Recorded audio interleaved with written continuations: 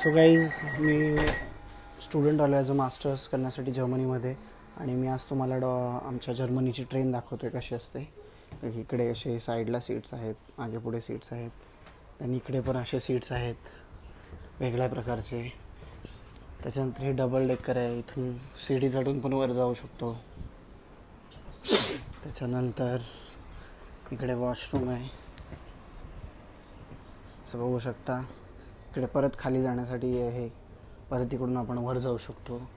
म्हणजे जर्मनीच्या ट्रेन्स अशा असतात, स्टील ह्या कम्फर्टेबल बिलकुल नाही आहेत.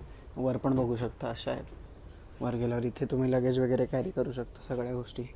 तुमचं जर लगेज असेल तर इथं ठेवू शकता, आणि इथे पण तुम्ही सीटवर बसू शकता. पण मी तुम्हाला सांगतो की बिलकुल कम्फर्टेबल नाही आहे, कारण की आपल्या इंडियन ट्रेनसारखे स्लीपर्स नसतात इकडे. खूप स्ट्रेट आहे, सीट्स पण बघा एकदम खूप स्ट्रेट आहेत. बट स्टील आता आहे जे आहेत. पण मला असं वाटतं की ऑलमोस्ट वंदे भारतसारखे आहेत आपल्या, बट स्लीपर नाही आहेत.